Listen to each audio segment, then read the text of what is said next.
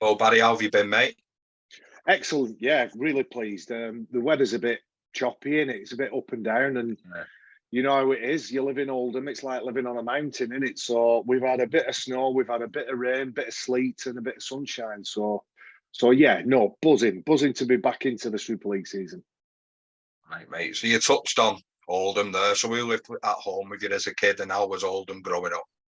Oldham was pretty good. I was a normal kid. We lived in a place called Glodick, which had 3 or 4 playing fields at the bottom of our road. We had Alexander Park, which was obviously a big, big place to knock about with my mates, climbing frames and swings, and again playing fields. So I was all right. I was either on a bike or I was kicking, throwing, catching a ball. I had a really good childhood. Me, my mum, my dad, my grandparents lived close. They were close to us, and my sister Alison, who's a couple of years younger than me. So where does that competitive edge come? Is it just something you think you were probably born with, Baz? It's a good question. I've heard you ask a few people on your podcast. I've listened to a few of them, and I don't know. I think sometimes it's nature versus nurture, innit? Is it in you because it's born in you, or is it in you because of the environment you grew up in? So probably a little bit of both for me. Everyone thinks my dad's a big bruiser, but it's actually my mum that's got the fire in her belly. My mum, she's still quite nasty's too strong a word, but competitive's not Feisty. strong enough. Feisty, Yeah. feisty. She's still quite feisty. But my dad was a sporty fella, played football into his sort of late 30s, and I just was always around sport. I was always around my mates, like I say, playing football, playing rugby, cricket, and I think I found it was a place where I could express myself. So competitive spirit and competitiveness is one way of judging whether you're good at sport. But I think, I probably was a bit of a show off. I was probably, in terms of my athletic ability, I was quite strong because I come from Irish Catholic stock, so lots of women, lots of food, lots of feeders in our family. So I think I always had bags of energy, and I loved just having fun and being around my friends, and the competitive side of sport just was the place where I was at my best. Right, mate. So was it going through school? Was it a nice little side distraction for you, or was school something you enjoyed? School was a place where I could go and play more sport, and I was very lucky. The schools I were in always had good sports teachers, particularly in my secondary school, high school as it's called now. A guy called Fred Lawton, who's not around anymore. Fred was my RE and PE teacher, and my mum still has a report from school that says Barry will either be a priest or a professional sportsman, which I think the priest side of it, although being a Catholic, being brought up a Catholic and church was part of my life up until, a decade ago when things change, because your opinions change and your outlooks change. But I think I take that as a compliment. I think that more or less said he's a good lad and he behaves himself and he likes his sport. It changed, however, when I left school and I discovered drink and I got myself in plenty of trouble. So was there like a town team, Barry, when you were growing up? Yeah. Very strong Oldham in regards to how many players it still produces, how many players it produced before my career and during my career. So, everybody in our local town. I think the schools, and when I think about what's wrong with the game now, I think schools rugby league has to be invested in. I'm very interested in IMG and their opinion on it, but I had a meeting with one of the guys just after Christmas, and I said, look, participation in rugby, full stop, league and union, has to be increased. We're killing the game with the what if that happens, what if this happens, and everybody, understandably, parents are looking at it and going, well, I don't want my kid to do that. But I think rugby is about rugby league, rugby union. It's about values, about principles, it's about morals. And certainly when I was in school, it was a big part of what we did. And you don't cheat, and you do as you're told. You listen to the referee. That was all similar to the philosophy of my Catholic upbringing. But as I got a little bit older, because my school and Oldham's on the borders of Manchester, so it's quite football dominated. It was back then, and it still is now. So we didn't have an age group team in my year for rugby league, so I played up. I always played up. So I wasn't really near the town teams until I was in my late years, year 10, year 11. And then I started to play my own age group, started to get noticed a bit, and playing for Oldham was a big thrill and a big honour, because sometimes, not every time, you got to play at Watershed. Yeah. So if we go back then, mate, a little bit, and we'll talk about the Oldham town team stuff in a minute. How was you introduced to rugby then, mate, and where was it? Through friends. So when I went to high school, a guy called Matthew Maiders, who I'm still good mates with now, his dad was the coach of his team, the under 11s or 12s, I think it was at the time. But I was I'm a July baby, so I was a young kid in my age group. I went down because Dennis, Matthew's dad, picked me up and dropped me off. So Matthew Maiders, Martin Maiders went on to play for Huddersfield. But the 3 or 4 brothers that were in that house, Dennis took them rugby to take some energy away from them. He went watching me play for St Albans School in Oldham, and saw a little bit of potential, and supported me, helped me, picked me up and dropped me off in the very beginning of my journey. So a lot to thank Dennis. And I think he gave me a love for the game that I've never forgot, because I went to Saddleworth Rangers as an 11, 12-year-old, and Saddleworth were at that time really struggling, and we got beat on a regular basis. So not getting too bogged down in the scoreboard was something. It's a skill that we have as Oldhamers, because we don't typically win a lot, but then again, we don't give up the fight. It's irrelevant to us sometimes. The scoreboard is nice, but it's not always as important as giving your best and making sure you're a good teammate and all that other stuff. Yeah, I think if you go Oldham, you're in for the game, aren't you? Doesn't matter where you go in, whether it's absolutely. town representation or club. Yeah, well, my age group, speaking about your area, John, Widnes Tigers, Widnes St Mary's, we used to call them. I don't know whether you're Maries or Marys. O'Connor played for them. Tez O'Connor, Gary Christie, Tony Fenlon, Gary Burns. They had some really, really talented players, some big physical players, some quick players, some skillful players, and at that time, sort of 13, 14 years of age, going to other towns, going to places like Leigh, Wigan, Warrington, St Helens, Widnes.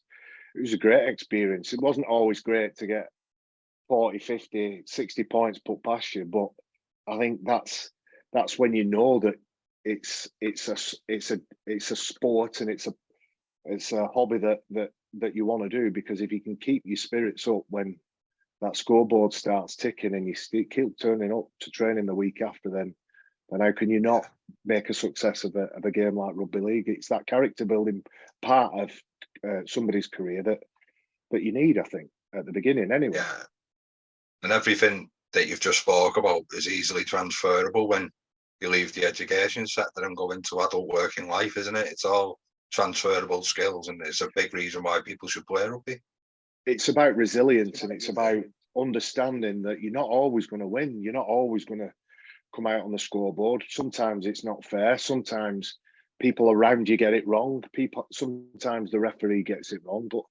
But that resilience and that nature of not giving up is, in my opinion, it's missing in some of the young people nowadays, because in school there is no winning, there is no losing. You get a participation pat on the back. You don't have that dog eat dog mentality. That you can't live all day every day in that state of mind, but it definitely helps you at certain parts of your life when you need to be robust, and you need to be resilient and get up and show that you are somebody that can deal with disappointment, but also learn from disappointment, also be critical of yourself, but be able to take constructive criticism and grow from that process. Yeah. Is that a little bit more difficult when you're mixing it with older lads, mate, as maturity levels develop at different stages? Yeah, and sometimes it's not just the age of an individual that depends how mature they are. It doesn't determine how mature you are by how many years on this earth that you've had. Sometimes, the people that can't deal with those things, they could be in the mid-20s. I certainly played with some in my pro career who couldn't take criticism. And I had a saying when I got the job as head of youth development at the Rhinos. I loved it. I saw it as a great way to give back, and I did 6 years at the Rhinos there and brought on some play. In fact, a lot of players that are still in the game. Ash Hanley, Elliot Minchell, Stevie Ward retired out of the game, but Liam Sutcliffe, loads of lads that are playing in the game. I used to say, all you've got to do is outlast your peers. You don't have to necessarily be fitter, be faster, be strong. You don't have to be somebody that, that is at the front of everything. You just have to be the bloke that sticks it out, and being in the environment longer than anyone else. At some point, you'll learn all those things that you need to get you to that next level, and you'll have the ability and the courage to get there. Yeah. Nothing wrong with staying in the fight for a bit, is there, and going set for set. Sometimes it's that exact word you said. It's the grind, and you find out something about yourself when you're staying in there, and it's not quite right, don't you? It's not just within the context of 80 minutes. It's in the context of your life. Your life kicks you in the nuts, and sometimes it's hard to keep going, and it's hard sometimes.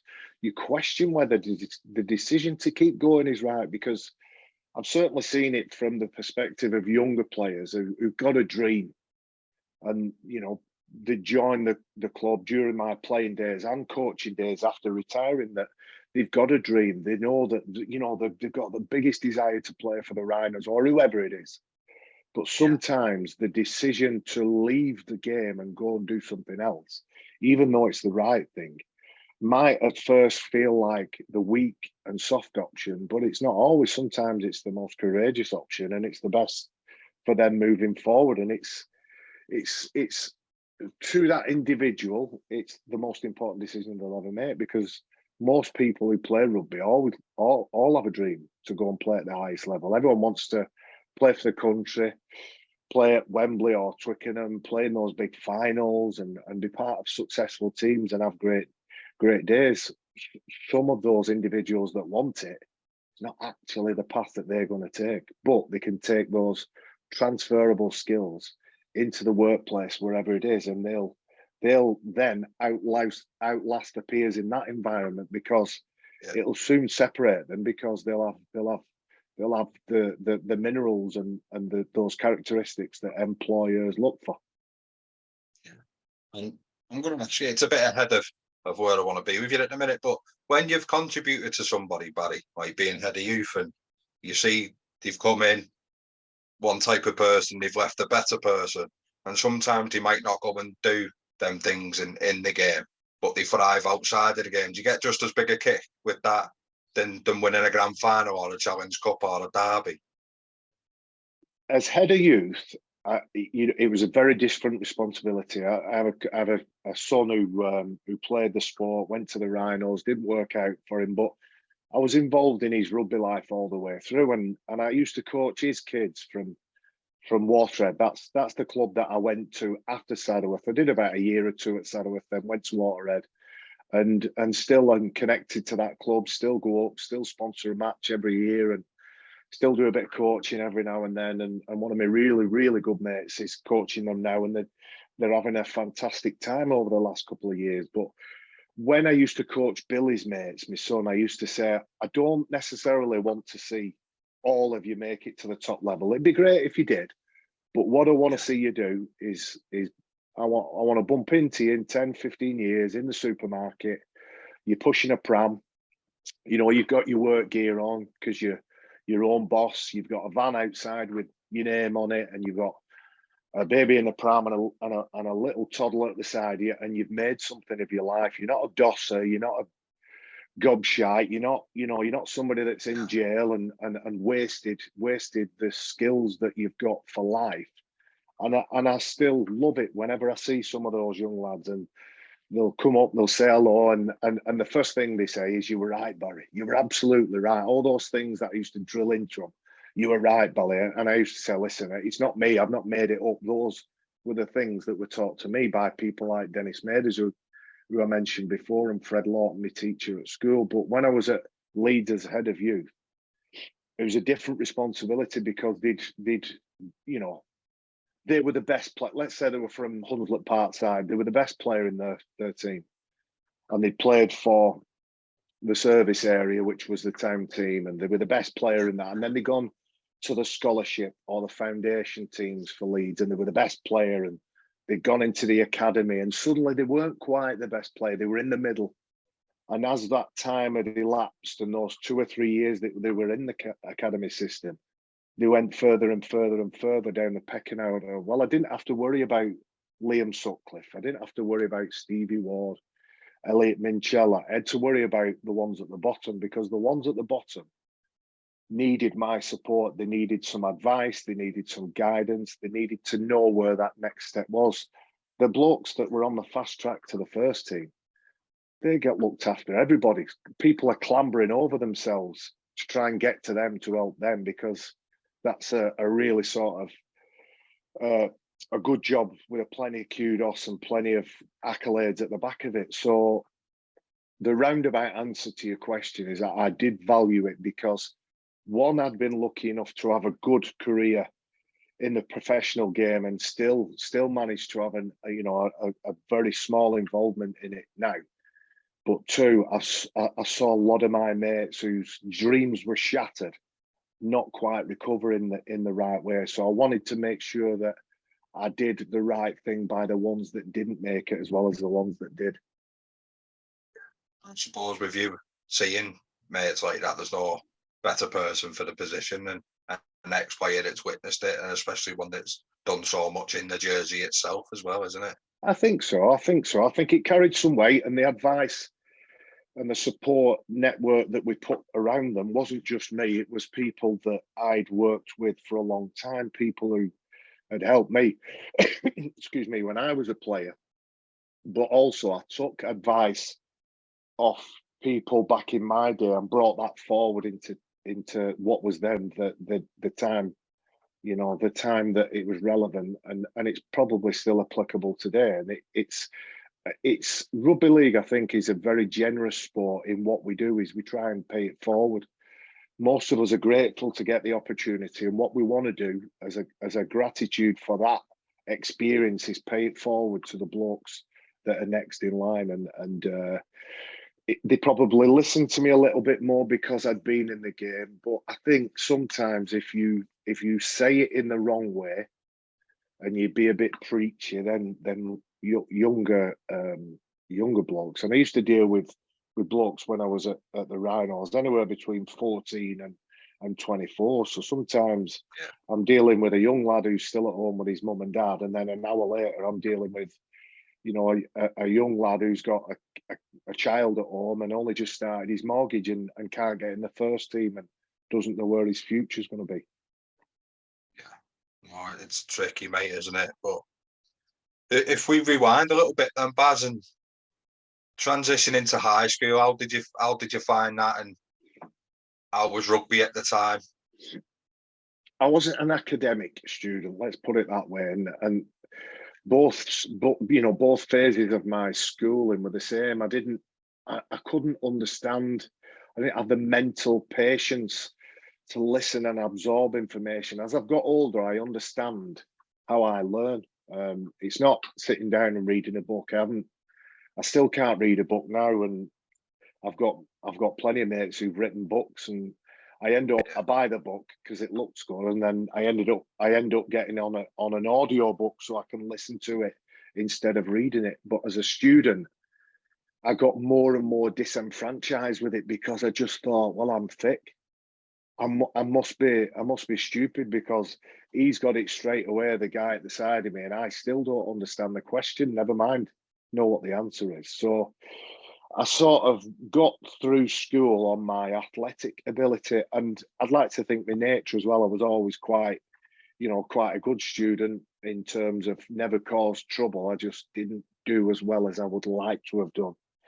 Everybody at my age would say the same thing. I'm going to correct that. Everybody at the age of 30, 35 would say, I wish that I tried harder in school. By the time you get to my age, it's less and less relevant because you've upskilled and upgraded your knowledge as you've got older in the ways that you need to progress up the ladder, whatever ladder it is. Yeah, just life lessons. And I'd agree. Yeah. I'm in that bracket and I probably should have done more, but hopefully life will teach me a little bit as well, mate. So when you're at school, mate, what sport's the top of the list, or are you just someone that would play anything that got you out of the churning tables scenario? Yeah. Anything. I played football, rugby. I didn't get the chance to play union at school. I think that's just a demographic thing. I didn't play played basketball, softball, trampolining, believe it or not. Did gymnastics really early on. There was an initiative by Coca-Cola to get young kids. It'd have been 9 or 10. You got badges for completing certain things in school, and I was always pretty good. People used to say you're quite agile for a big lad, you, and I think that come from being 8, 9, 10 years of age doing basketball. So I think in terms of school, it was anything and everything. I liked to express myself. I liked to get out there, and as I said, an athletic ability that meant that most things I tried my hand to. I was competent. I was never really, I wasn't one of these schoolboy Rugby League England, Great Britain players. I wasn't. I was just somebody who had a really good try and was probably dependable, turned up to training, learned what I need to learn by doing the practice I needed to. So anything and everything. And with you playing all them sports, mate, coordination and flexibility and stuff, is that where your offload game come? You're hitting spins, you're poking your head through tackles. Was that all developed playing multiple sports? I think so. Yeah, I don't have massive hands, but I'm able to spread, and I think that came from basketball.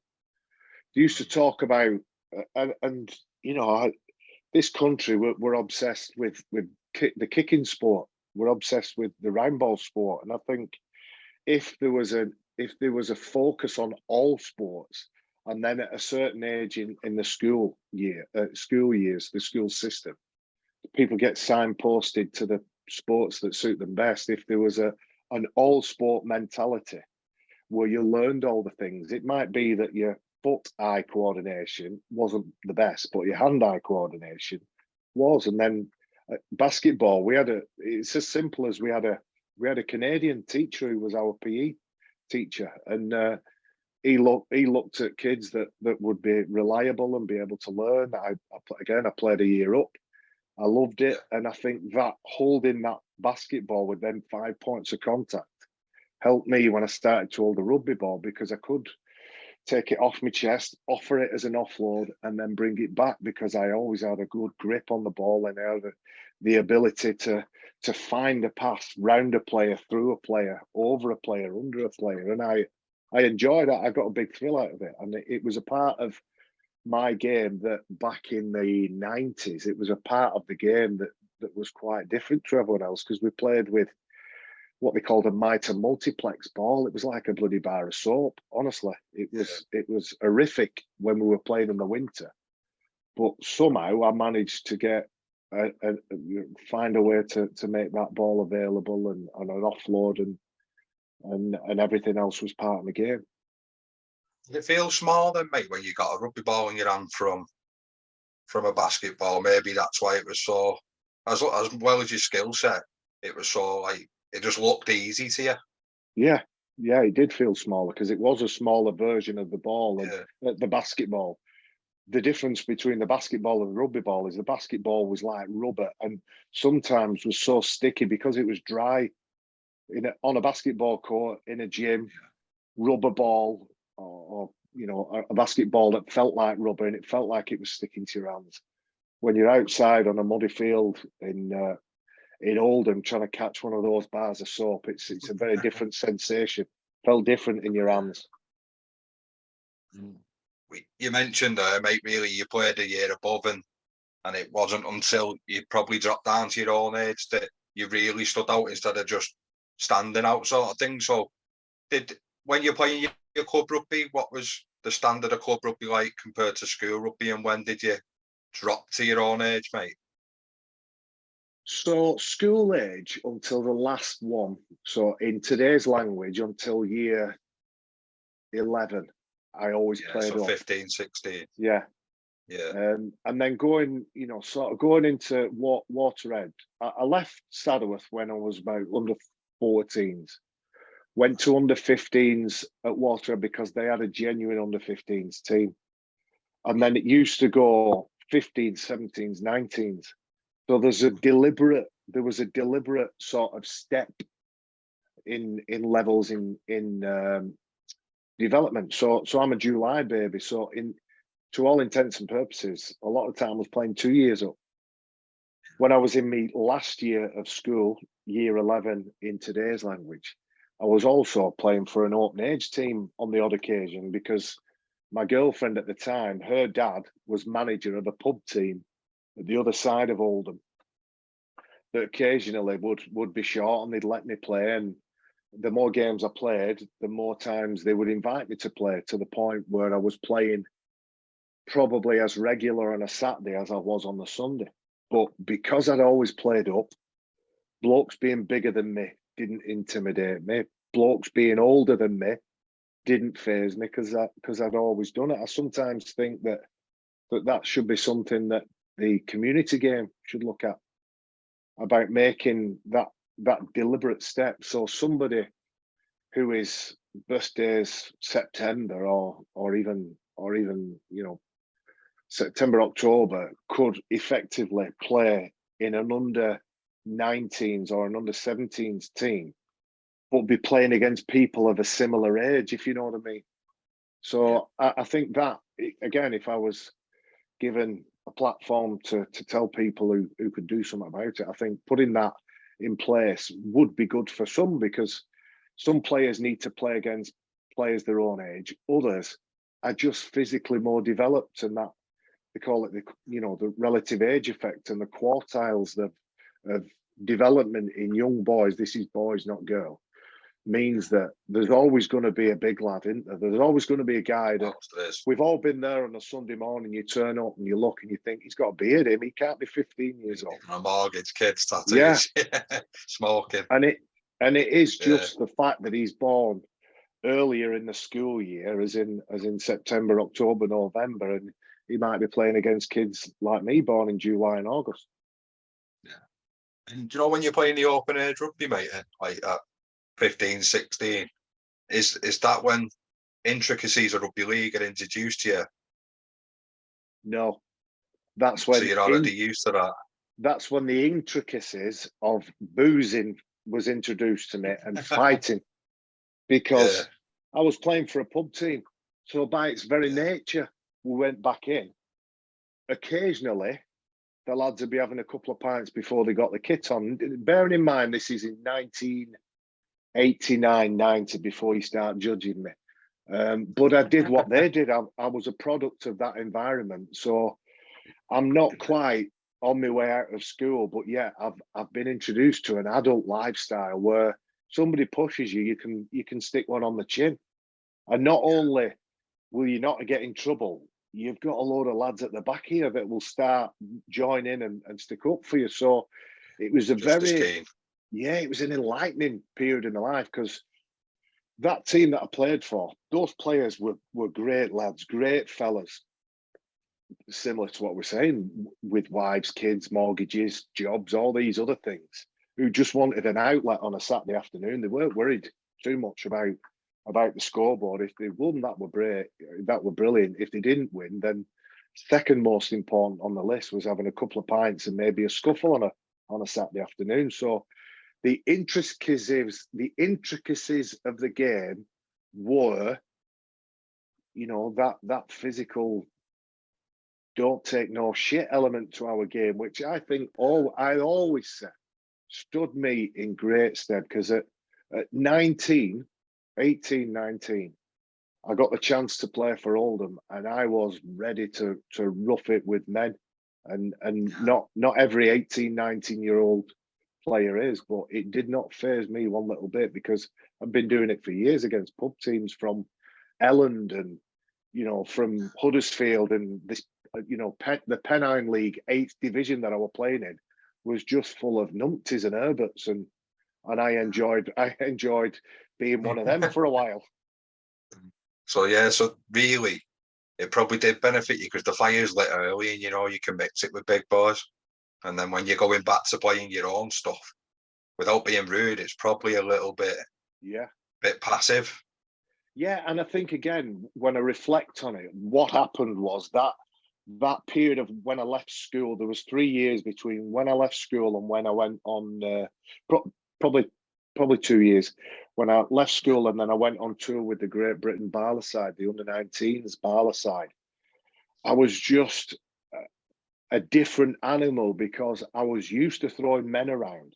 So then getting players who were only 12 months, 6 months, 8 months older than me, I was throwing them around like the Incredible Hulk, because they were like brown paper bags to me compared to these big, fat, flat-nosed, beer guzzling old men that I was playing against on a Saturday. So yeah, on reflection, that little exposure to men was a huge part. It accelerated my development no end. Yeah. And when you were playing open age, mate, was you allowed to play positionally wise where you wanted, because you had that talent? So could you float and do what you wanted, and then you could take the best part of your game back to your proper club side? What happened is, there was 1 week where there was an outside back short, so I played on the wing, and I got the ball and played like a forward. We were talking before we started recording about my brief rugby union career in the backs, but I was playing as a forward in the backs. In a modern game sense now, every wing is a big one. Look at Ryan Hall, and a very, very, very, very, very poor imitation of Ryan Hall as a big, robust lad on the wing. The game I had the week after, they were saying, "Would you play for us again?" I said, "Well, I'll play, but I'm not going out on the wing. I want to get a little bit closer to the action." So they stuck a 13 on me back, and I played, every position in the pack for the sort of next 18 months with them. And then, like I said, I'd go back and play junior rugby like it was then, under 17s, under 19s. And I've said to my coach, you pick me where you want, I'll play wherever.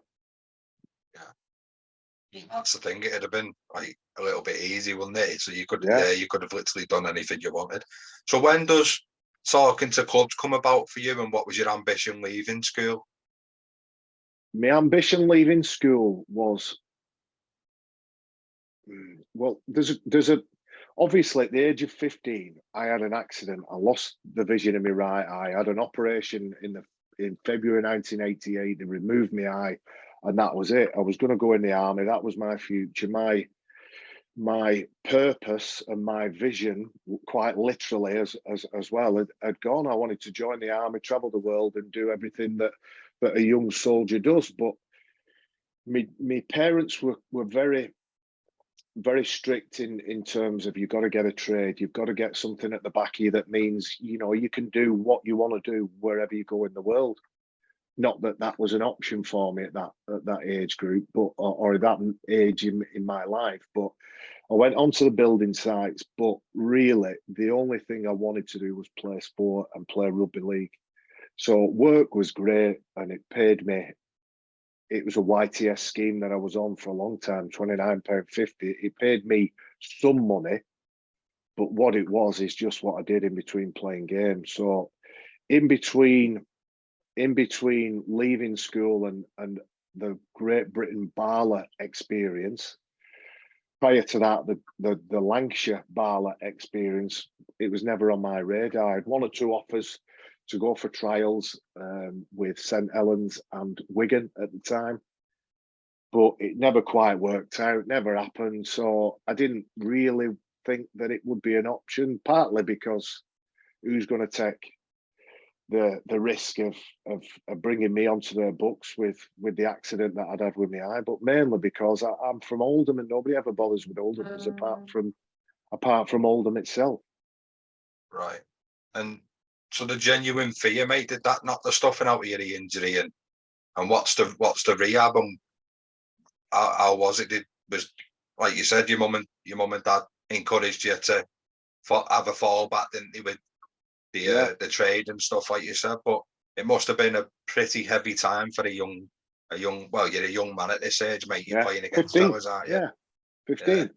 15, and of course it was, but you know, I'm 50 now, and I can't even remember. I can't even remember how I felt. I can't even remember what it felt like when I played that game. I've got lots of mates in Oldham who remember the first game I played. I played for school against another local rival school where all my mates from Waterhead went, and they remember it clearer than I do. I just know that I've always had the desire to prove people wrong in lots of different ways. I'm still doing it now. I'm still, you know, I always say my superpower is everybody underestimates me. So whilst their expectation is an inch off the floor, mine's an inch off the moon. That's what I drive for and focus on all the time. So it didn't scare me. It didn't intimidate me.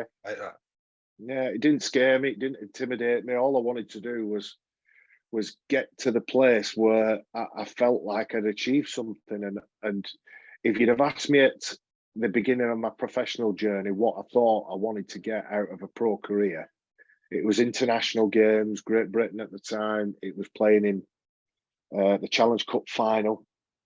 I began my journey in the middle of when Wigan were going to Wembley year after year after year and getting all those wins. So I wanted to do what they'd done, and at the time I wanted to do it for Oldham with people who I knew and trusted in the Oldham ranks. But I quickly learned that Oldham's vision was just to survive and make sure they didn't go down and make sure they did okay, and they got people in the ground. It wasn't perhaps getting to Wembley and winning things. Yeah. So just a couple of questions then, mate. So did you ever get any shit off people about it? Was the, you know, the injury and the loss of sight, was that a tool for people to try and antagonise you? And how did you find that initially to how you found it as you got a bit older?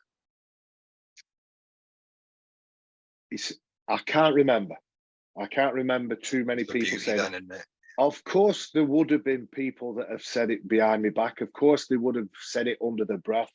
And occasionally, people might have said it to me. But once those people had played against me, it didn't really matter what you said to me. It didn't matter what you tried to do to me. I was only going to play the game one way, and that was hard and aggressive. And you know, I did okay as a player. I had a career that I'm really proud of.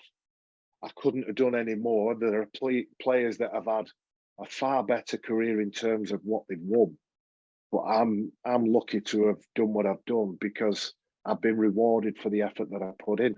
The fact that it was made a little bit harder, I think, only brought out that character and that resilience and that robust nature that I was talking about. If those things hadn't have happened, and I genuinely believe this, you know, people say, "Oh, you must be sad. You must wish it hadn't happened." There's not a day where I think I wish it hadn't happened, because I wouldn't have got to the point that I've had now.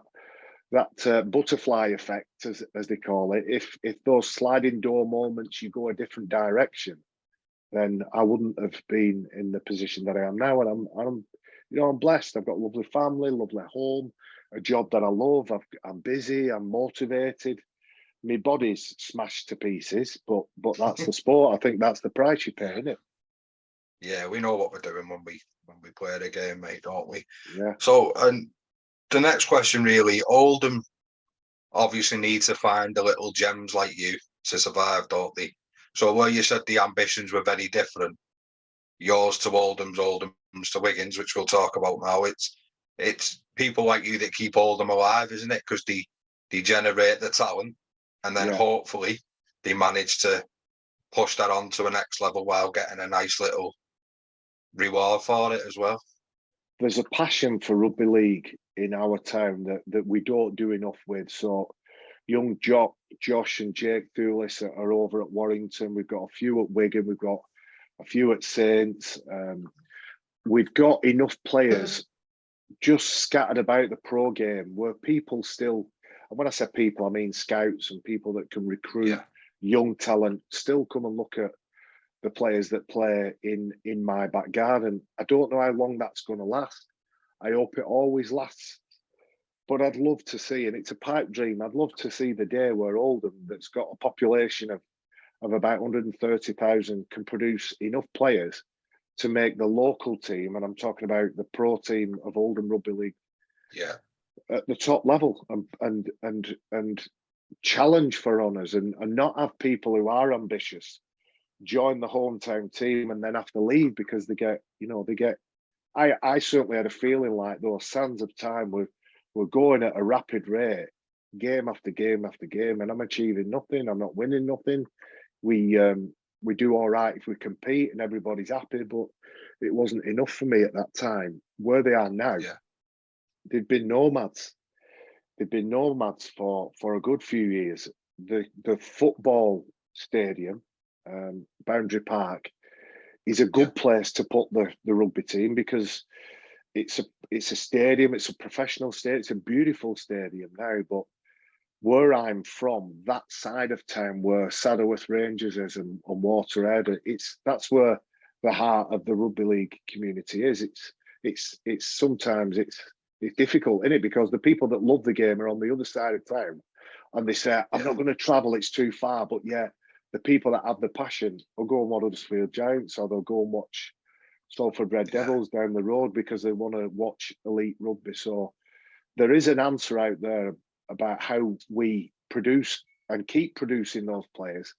But I think the biggest question we need to answer is how do we retain those players, and how do we get people like Mark Sneed and Jordan Turner and Nathan Mason, Josh Johnson. There's literally 24 players in the pro game now that all have they all have the Oldham stamp on them.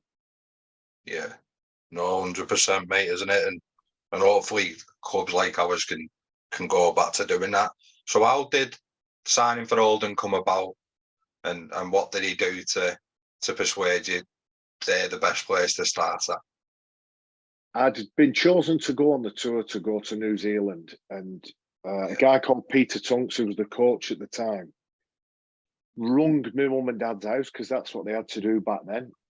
Ring your landline. Spoke to my mum, invited himself round, sat in my mum and dad's front room, talked about what he wanted to do and what he thought he could do with my potential. Tunksy walked out, and my mum and dad said they thought they trusted him. He offered me £1,000 as a signing-on fee, and then £1,000 for my second year, so a total £2,000 of guaranteed money. And my third year at Oldham, I paid on a pay-per-win bonus. So if we didn't win, we didn't get paid, or we got paid something like 50 quid. I think winning pay was 150 quid. So I think for the 3 years that I was at Oldham, I was pretty much in the red for what I'd spent and what it had cost me and what I'd lost out on wages, because during that time in the early 90s, it was another wage crisis. There was another recession. So the building trade was on its arse, and everybody that wanted to earn some money as a joiner, as I was at the time, was working down south because that's where all the money was. So Oldham, I think I'm a loyal person. I think loyalty is quite high up on my list of chief characteristics, and I wanted to be loyal to Oldham. I wanted to play for a club for the entire duration of my career, and I wanted to be somebody that stuck around and took Oldham to the top. But I realised that the people above me, coaches, board members, chairman, they didn't quite have the same set of objectives. So without rubbishing anybody's names. I got to a point where I was getting attention from other clubs, and they just more or less said, we can't pay you what they are proposing to pay you, but if you move to another club, we'll get the transfer fee, and it's the money that we could use, and we could make, we could make good on that money. It would be very useful for us. So without telling me to leave, it was almost sold to me like it was the best thing for everybody if I did leave and go to Wigan. So early on in your career, mate, you're seeing both sides of the line. You're seeing the business side, which you'd like to think at that age you wouldn't have to see, wouldn't you? And it's all hunky-dory. But on the other side, you're seeing that ambition isn't always the same as well, aren't you? Which must be tricky for a young man. Teams like Oldham, especially back in the early 90s, had quite a few journeymen in them. So they'd go and play for higher top teams or mid teams, and then have to go to one of those teams that would get relegated and then promoted, those bouncing teams, those boomerang teams, as you'd probably call them. So I had quite a few players in my ear that would say, you've got to make the most of your opportunity. You're only a piece of meat.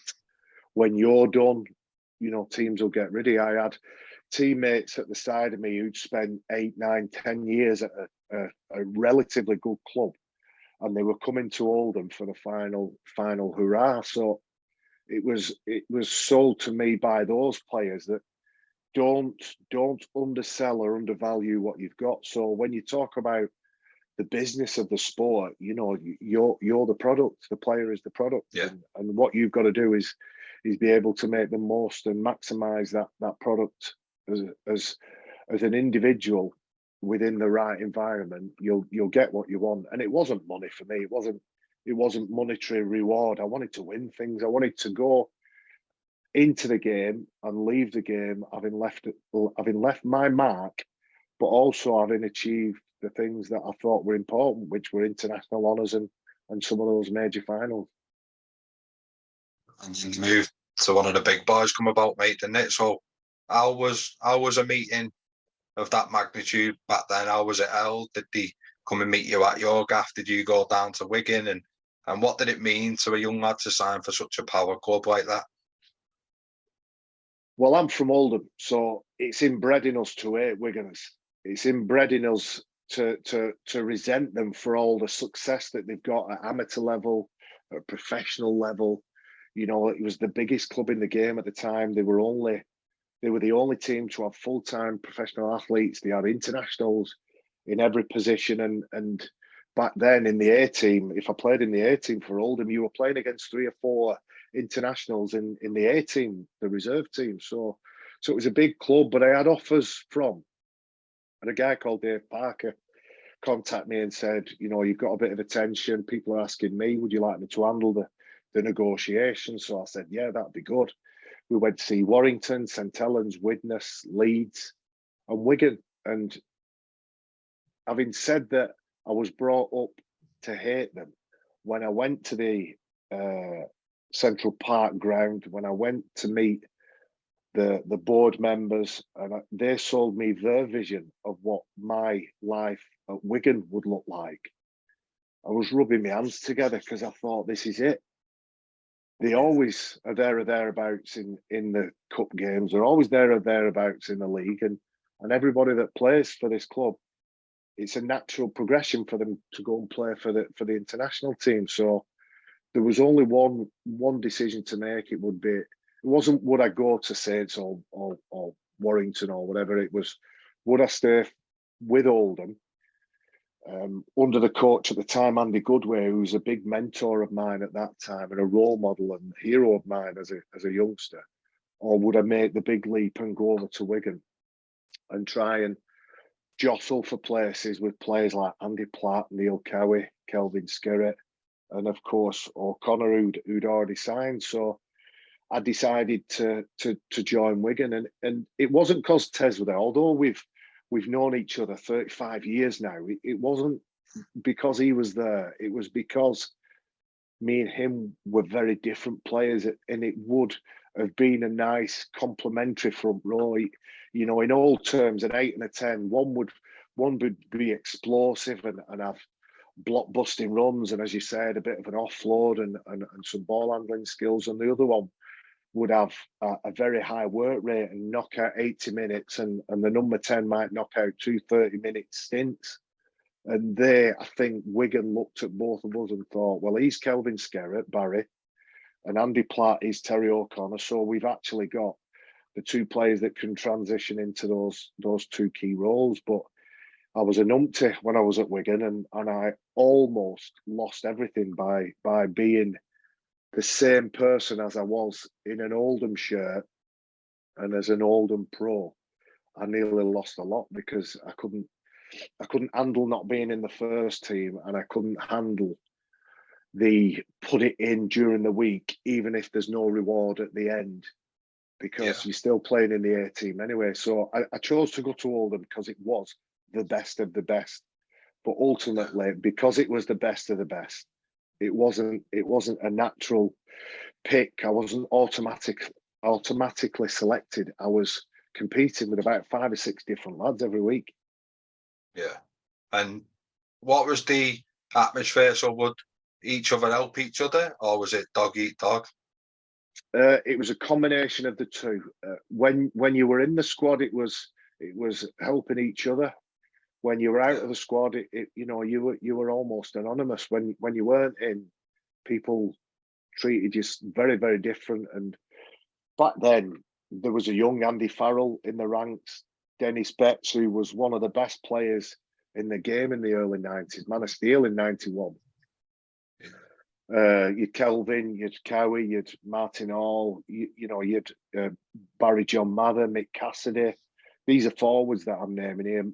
Martin Dermott. You had a pack of forwards that just internationals or future internationals or schoolboy England captains. It was an environment that was the elite of the elite. So, like I was saying about young kids coming into the system from the amateur game, if you were the best player in your team in the pro era, you ended up making your way to Wigan, because if you had a good game against Wigan, 9 times out of 10 they came in for you and brought you on board and took you to Wigan. Right. And would the A League, the A side, train separately from the first team? Yeah, they'd train at night. So often, if you were a bit similar to now, if you were in the squad, and I think nowadays what they do is they train with the full-time squad during the day, and then they'll be on dual reg with teams in the division below. Well, it was the same back then. It'd be train during the day with the first team, and then hang around at night team for that part-time team, which was the reserves, or the A team as it was called back then, to train with them. So you'd be training a little bit more. And in my case, I was training on a Tuesday and a Thursday night. Sorry, Tuesday, Monday and Wednesday night, playing on a Thursday, and I wasn't happy. So my attitude wasn't what it should be. So how many games did I play for Wigan A team that made the decision easy for the coach to put me straight back in? Not many, because I just felt a little bit hard done to, that I was looking at players that, in my opinion, were better than me. Sorry, in my opinion, weren't better than me. But during the course of the week, they were handling professional life better than me. So they were training to a different standard. They were living their life to a different standard. I went from being a lad that worked on the building sites, trained every night, and had no time to get into any trouble. I went from that to somebody who had a couple of quid in my pocket and trained 2 hours a day and had enough time to get myself in trouble off the pitch. Yeah. So when you're on the learning curve, mate, is there a somebody or a something that maybe someone did put their arm around you, or an event happened that made you sort of think, I might not get another shot at this? Was there a standout moment you remember, Baz? No. I remember getting sort of 2 or 3 verbal warnings, then a written warning, and then that was it. I was gone. But maybe my apathy for the elite environment, maybe naive, maybe arrogant, I was thinking, well, I'm a great player. I know I'm better than him. I know I'm better than him. I know I'm better than him. They're not going to get rid of me. And then when they did get rid of me, it was, it was a shock to the system. Tez was always good. We've always looked after each other, but also Tez was in his own battle. He had his own journey, he had his own competition around him. It's not to say he was ignoring me, because he wasn't. He was trying to look after me, but in reality, I wasn't listening. I wasn't prepared to listen, because I knew best, and I knew that when I got my chance, I wouldn't lose my place in the team. And I lost my place in the team because I got injured, and I think that also didn't lend itself to me having the attitude to earn my place and get back in under my own merits. Hindsight's a wonderful thing, mate, isn't it? It's a lesson learned, fortunately, very early.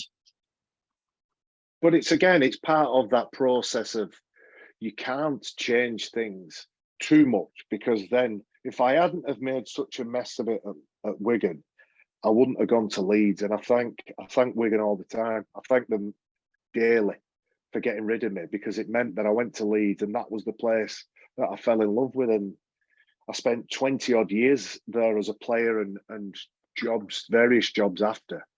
And I thought it combined the spirit and the community responsibility of Oldham, and then that winning mentality of Wigan. And it was different things to different people in those 20 odd years. It was a bad team, a good team, a bad team, and it sort of went in cycles. But the last few years I had were amazing.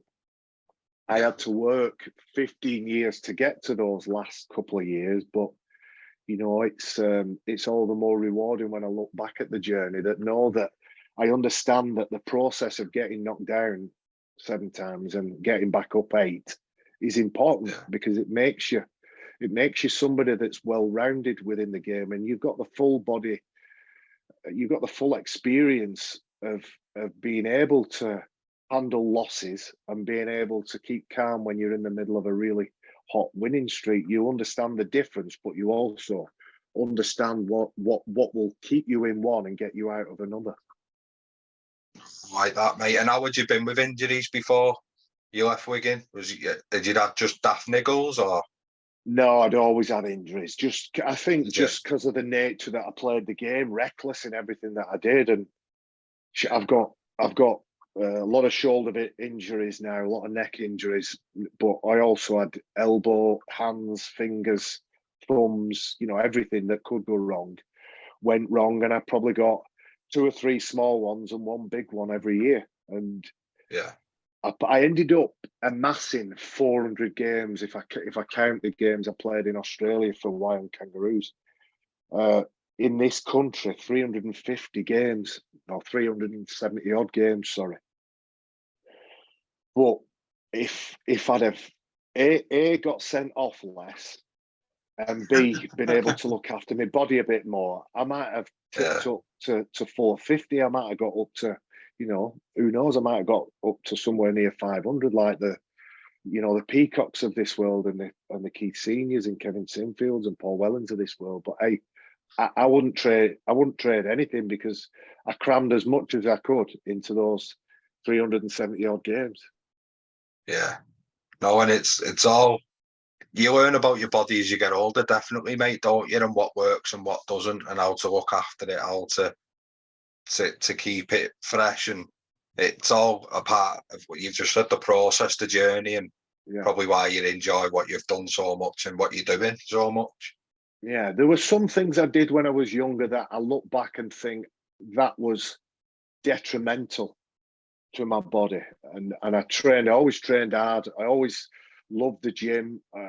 I think this is a very different attitude now than what I had at 25 to what I have at 50. I wished I would have stretched more. I wished I would have done a little bit of yoga. I wished I would have looked after the suppleness of my body, not made it like iron. I wished I would have had a bit more, I would have been a bit more kinder to your body, instead of sticking 260 on the squat bar and trying to lift that as many times as I could. I maybe would have done a little bit more and been kinder to my body. But again, if I hadn't have been made of granite and I hadn't have been made of some kind of rock hard muscle, bone and sinew, then maybe the people that were tackling me might have got the benefit of that, not me. Exactly, mate. Everything happens for a reason, mate, doesn't it? And you're sat where you are with what you've got because you've earned it and because of what's happened. When did you notice the game changing? Was it when you've got to Leeds, everything starting, not just your personal game, but the way it rolls? So, like, when the full-back's role changed, when the 13's role changed, when 9's jumped a little bit more, do you know, the little things like that that we probably take for granted now. When did you notice all that coming in? Well, I'm gonna say this now. I'm gonna stick my flagpole in the sand and say the game's always changed. And don't think that today's way of playing the game has been invented. It's a recycled version of years gone by.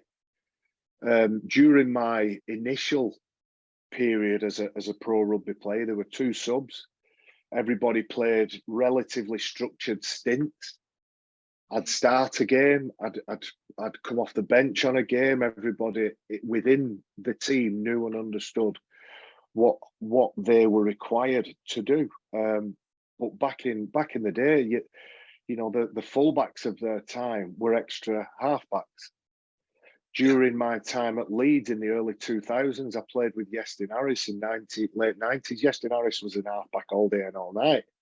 And the way that he played the game was as an extra halfback. I played with some incredible number 9s that were so smart, so intelligent.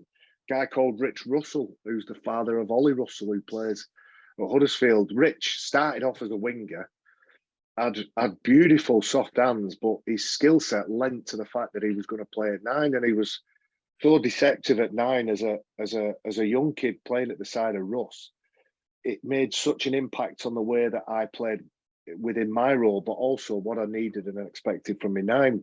The broader question, when did the game start to change in what it looks like now? I think at the back end of my career, and I evolved all the way through. I was explosive when I needed to be explosive, a good engine when I needed to have a good engine, hands slick and offloads when I needed, and then just that power game as and when I needed. But at the back end of my career, I noticed the game was getting scrutinised a lot more. And when I joined the game, it was very much about physicality. It was a bullying game when I first got into it. And if you didn't bully your opposition, then you were going to be on the receiving end of it. So that was the way that I played a lot of my career. At the back end of it, I was more concerned with not giving penalties away. I was more concerned with not getting caught out with footwork and lunging at players, because I knew that the reputation I had, it'd be straight up, and I'd be sat down for either 10 minutes or sat down and suspended. And the coaches I had at the back end of my career didn't really have much tolerance. In the middle of my career, people would just say, "You get out there and fill your boots, Barry. You give it to as many people as you can, and if they don't back you up, let me know who they are, and they won't play next week." So the game changed, and what we see now is a version that is trying too hard to be as accommodating as it can be, so that everybody can play it. And I think sometimes, like aesthetically pleasing at times, isn't it? I think sometimes, you know, we're playing the sport that we love, and we're apologising for its nature, and it's not something that I'm happy with. But I understand that it's the way that it has to go. I think we're going too fast and too far for my liking. But you know, I represent a certain demographic of the sport and a certain age group of the sport. What do the young kids who don't know what it was like in the 90s, what do they want? I think that's who we should be asking, and we should be doing some market research on that age group and merging it with my generation and the generation beyond me, and find something that appeals to everybody. I don't think we're that far off. This year's been better than last year. You know, a high tackle's always been a high tackle. A high tackle was a red in my day. It's a red now. The colours of red and the shades of what's acceptable and unacceptable are, you know, they're the things that most people struggle with. But Yeah. We like to debate and discuss it all the time, don't we? Yeah, and it's obviously I've messaged you a couple of times on Instagram, haven't I, mate, with where you've done. I like your fan interaction, what you're doing. I don't think maybe enough people do it, that are in your shoes, maybe, and you're very open to opinions. You give your opinion, you're not forcing it on. You're offering a platform for the discussion. So the Jack Wellsby stuff, wasn't it? And, that type of thing, and the video ref stuff. So when did that become something you were real? I'm going slightly off now because obviously you're playing, we're still in the middle of, but the fan interaction you get on Instagram and Twitter and that, mate, when did that become something you wanted to focus on? Because it's a good opening, I think, mate.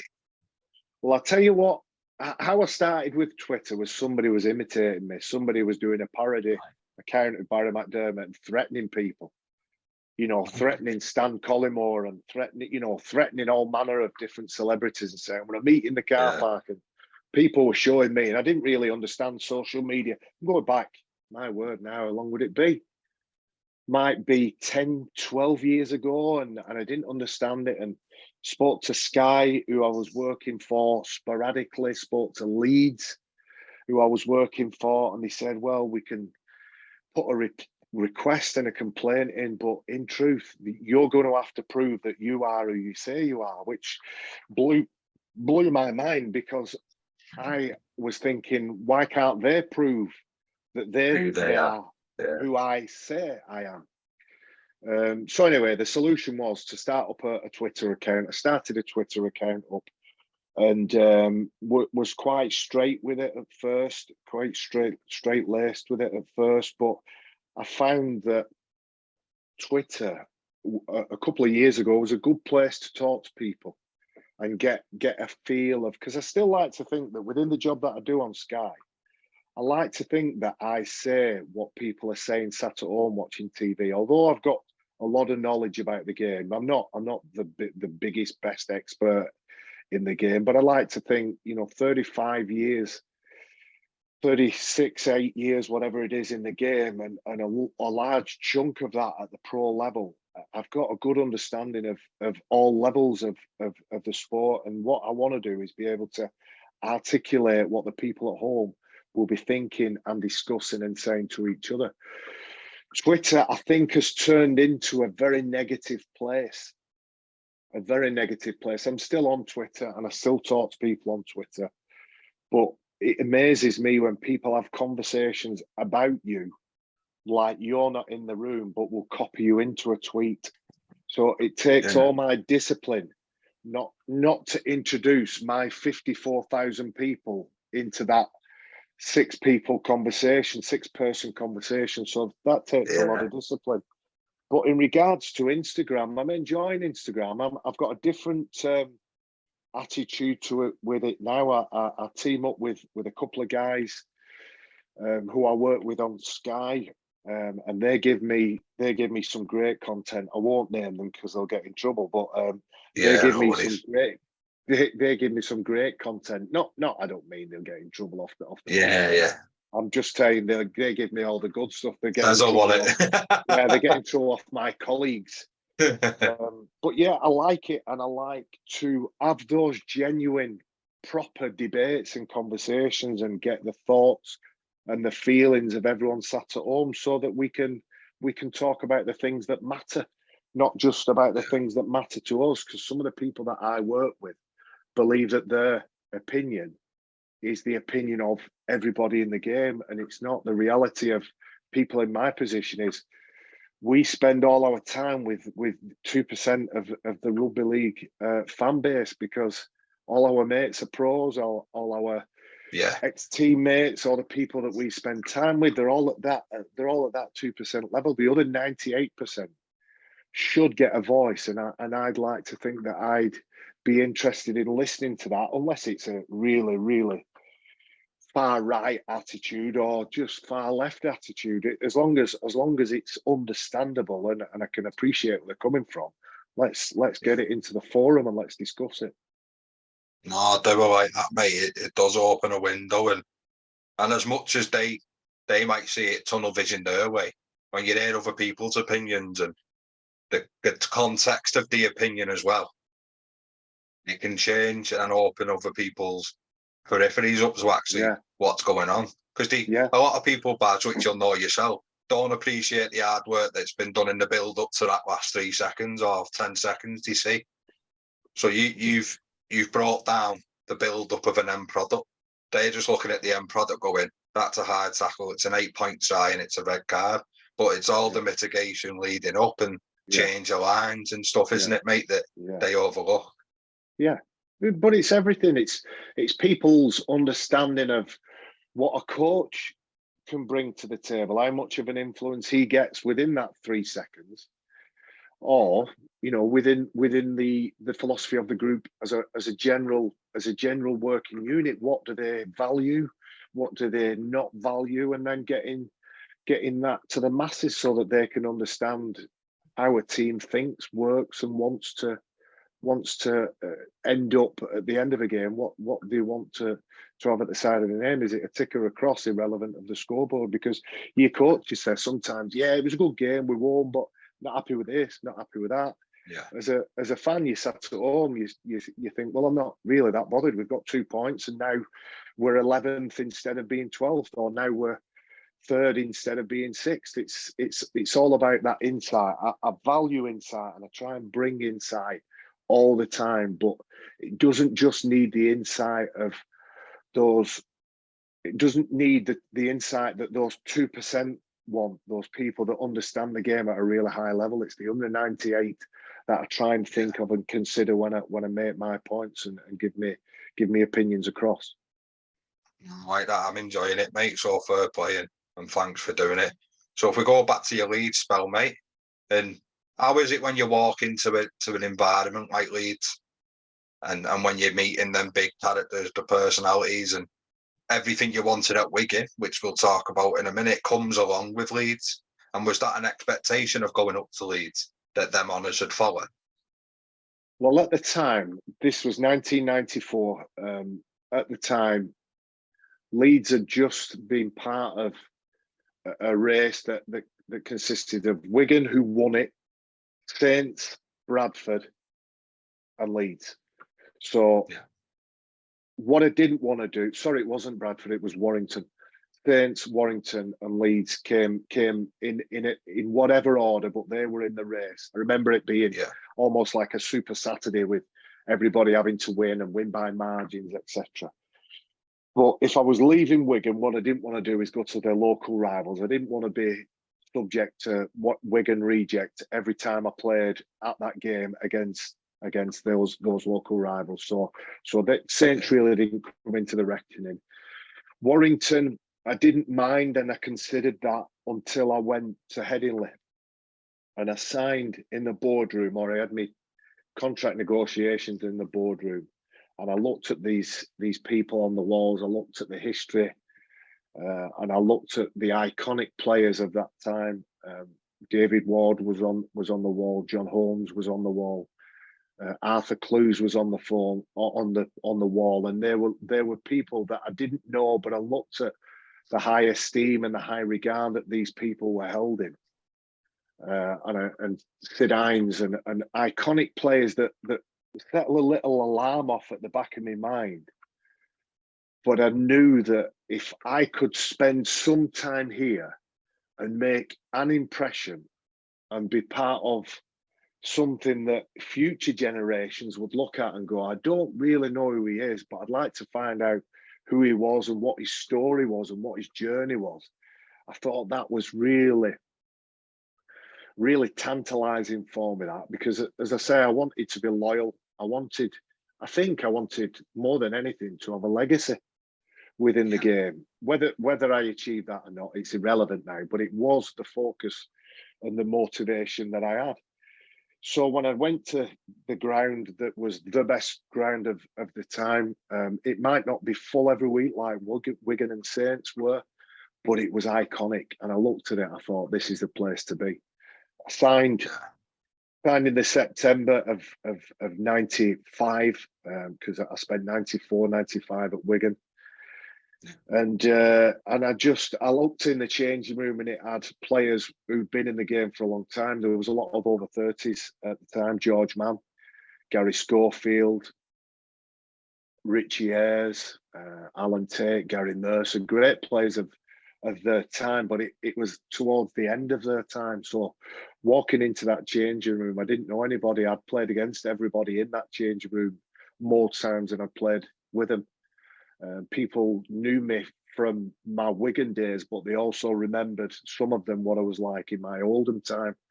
So I viewed it as, I've got to make an impression, I've got to impress, and I've got to learn from the mistakes that I made.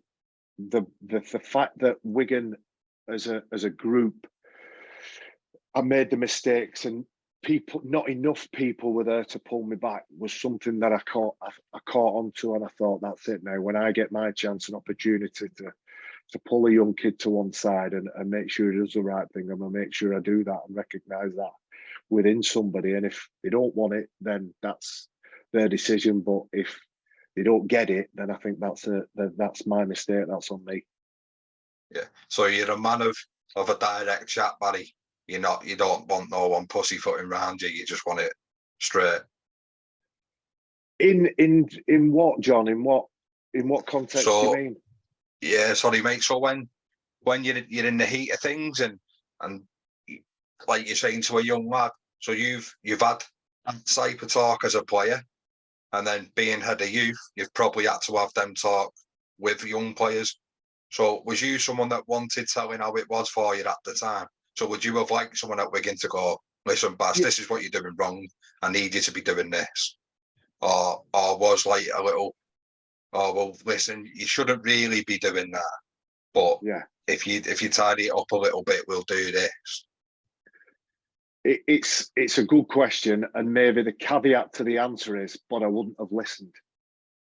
Oh, yeah, but as you got older, anyway. Yeah. But the fact that I didn't have enough people around, there were probably people, and there'll probably be people of that day that will say I had a word with him, and I pulled him to one side, and I tried to do this. The fact that I wouldn't listen and I didn't listen was more about me than them.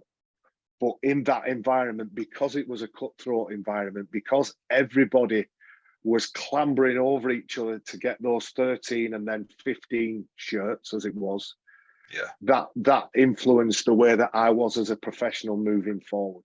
The person that I was would have meant that I wouldn't have listened anyway, because I was a numpty and I was an Herbert, and I was going through that process of growth and development. I'm like most people in society. I will only learn by my own mistakes. As I'm older, I try to learn more by other people's mistakes, but I still will make the mistakes that I'll go, what are you playing at? But back then, they were all like that. When I went to Leeds, it moulded me and shaped me as a person, because the environment changed in 6 to 18 months. Everybody that was of any standing, the Kevin Iros and Craig Innes's, Jim Fallon's, like I say, Alan Tate's, great players of their time and generation, they'd all gone. And very quickly, I went from being the new boy on the scene to being one of the senior players in the environment. And people like myself and Adrian Morley and Terry Newton, a young Terry Newton, we were suddenly the players that had been there the most amount of time, and we'd only got a couple of seasons under our belt because everybody had moved on. So, the Franny Cumminses and Graham Allroyds at that time needed those people around them, because they were only young themselves. They were mature in the level that they played at, but they were young because they hadn't reached their own maturity as men, never mind as young professional athletes. Yeah. Was transition something that phased you, or did you thrive in it? Because you've just mentioned you turned up and you knew of the age bracket that side was in. Did you feel you could take that to a level where there's a Barry Mac stamp on it, along with your Morleys and your Newtons? Sort of, yeah. I'd say, I recognised that there were some young players with talent and ability around me, but I think I was probably more in my own growth status, really. It was more about me finding my niche.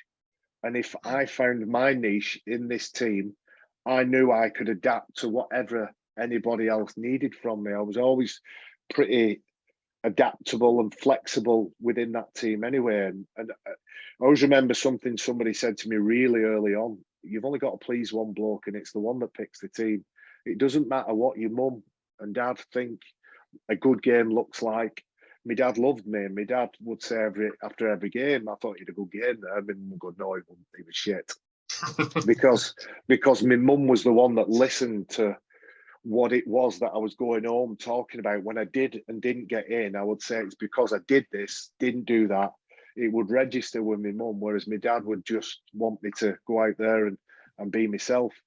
My mum would want me to be the best version of myself within the context of what the coach needed from me. And different coaches needed different things. And as long as you gave them what they wanted, then you get your place in the team. Dean Bell was my first coach at Leeds, and then it was Graham Murray. The two different coaches wanted two different things. Dean Lance was the next coach. He wanted something different altogether. And then Powley and Tony Smith, again, at the back end of my career, just had more things that they needed from me. And it was less and less about what I could do in the 80 minutes. When I was a Wigan player, I used to think the be-all and end-all was the 80 minutes, because as an Oldham player, that was what you got judged on, because we were part-time. Yeah. When I went through my career, I realised that it was actually who you were as a person, what you brought to the environment during the week, and how you drove that team philosophy forward. Were you an individual that bought into the philosophy and the culture? They talk about culture all the time, don't they? Did you set the culture, or did you distract and take away from the culture with your negativity or positivity? I imagine your mum's scrapbook was very different to your dad's scrapbook then, mate. Yeah. Well, my dad played sport, my mum didn't, but you need both sides of the coin, don't you? Sometimes you don't need somebody to tell you what you've done wrong.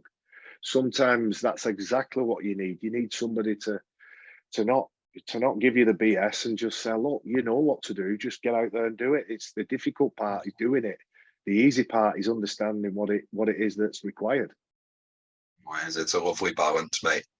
So a couple of big things come about when that transition is well underway, isn't there? There's winning Challenge Cups, there's Grand Finals, there's World Club Challenges, there's playing for Ireland, England, Great Britain. So Lancashire, talk us through your fondest memories of trophies, call-ups, and how call-ups come about. And I know people say, the old cliche, Barry, where you go, the week building up to a final's just the same as any other day. It's not, is it, mate? It's very different. I was quite lucky that by the time I got to my biggest moments in my career, that I'd had enough time to mentally and emotionally handle them really well. The biggest first high was playing for Great Britain. Ellery Hanley was the coach. I'd just joined Wigan. Just joined Wigan, got 8 games under my belt. Kelvin Skerritt breaks his thumb. Ellery Hanley brings me in. I didn't have enough confidence in my own ability to feel like I deserved to be there. So the way Ellery addressed that was just pumping my tyres up and saying, I believe in you, Barry. I've watched your entire career. I know exactly what you're going to do, and I know exactly what you'll deliver. You just trust yourself and be yourself. And my Great Britain debut at Wembley was an 8-4 win for Great Britain when Sean Edwards got dismissed after 20 minutes or so. So that pivotal point and seminal point of my career, I always went back to when I started to get the wobbles, as you do. I went back to what worked for me during that process, which was be confident, be somebody that trusts your ability, but also know that you've got to put the work in. Put the work in before the game to know that when you are on that big stage, all the little questions that your mind asks you, you get a tick at the side of it because you've already done the work. And earlier on in my career, and specifically that Great Britain debut, the ticks came about because Ellery had given me those ticks. But as I went further on in my career, I didn't need outside influences. I needed my own set of set of minimum standards to be done. As a Leeds player in '99 in a Challenge Cup final, we'd played Bradford, who were the best team in the country at the time. We played St Helens.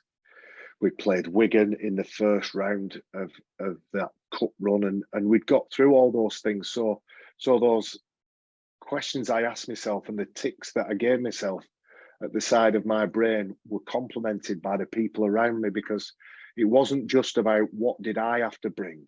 It was about what did I have to do for the people around me, and what will them do for me. And the team of the 90s was a team that I loved playing for. I loved all the teammates that I had over the course of my career. Some of them were difficult to get on with. Some of them were easy to get on with, but difficult to play with. But I look at all those players with a great fondness, because you don't get many bad rugby lads. I played with probably 500 players in my career.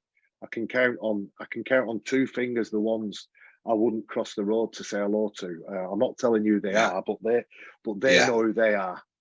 And I don't look at any of those players from the poor teams and think that they were less valuable to me in terms of my friendship and my friendship to them. They're not less valuable.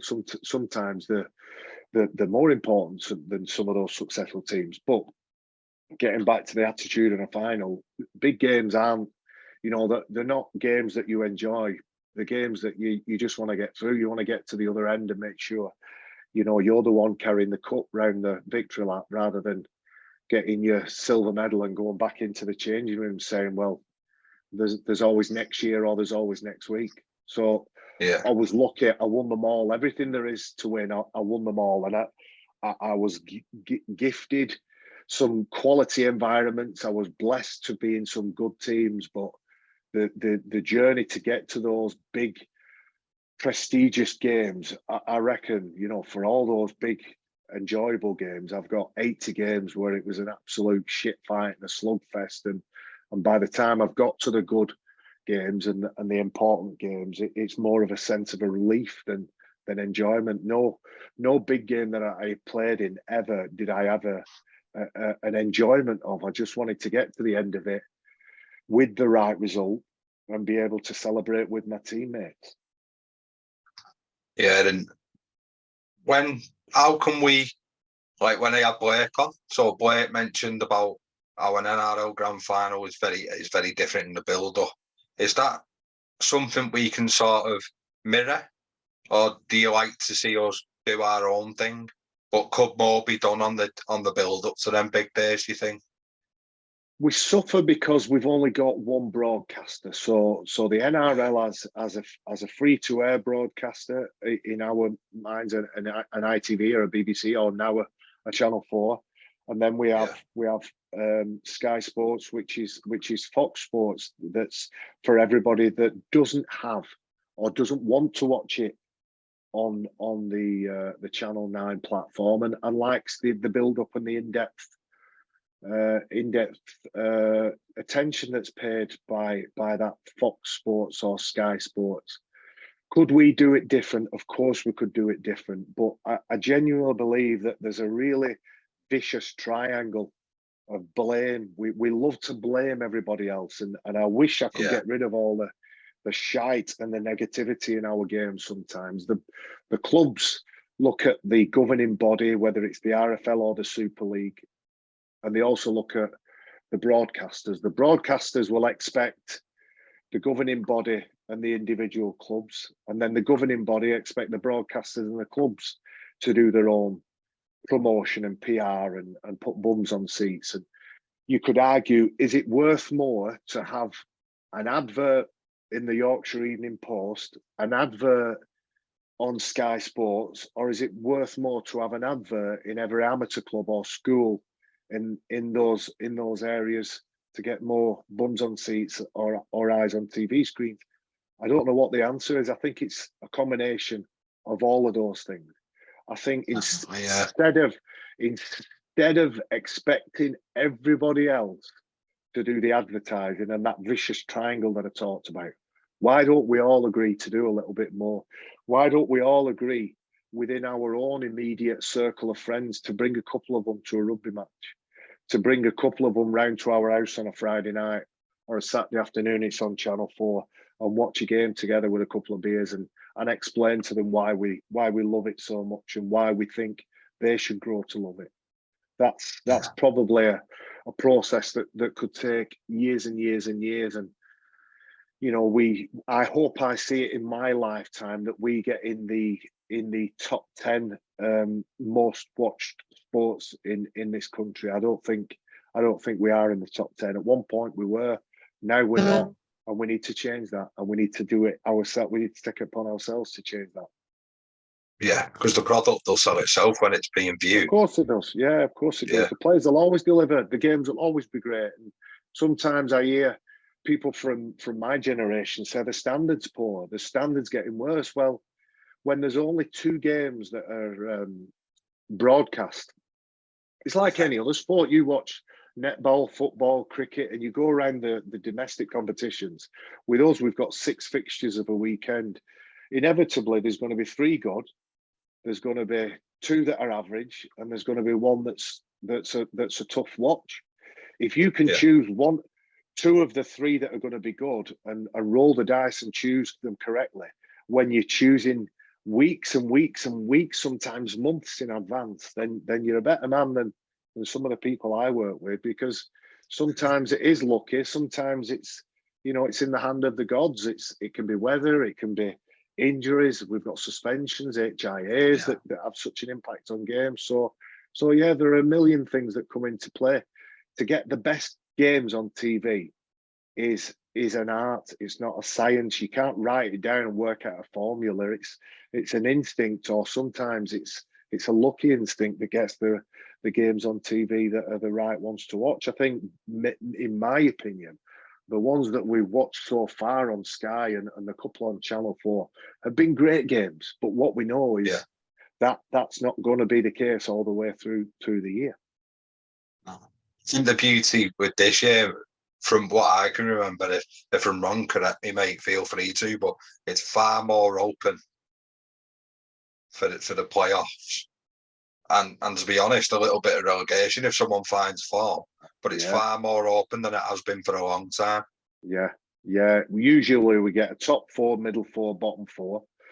We could well be looking at a top 6 and a middle 6 this year, where everybody in the top 6 has a chance of getting, by the nature of the top 6, there's the top 6 playoffs.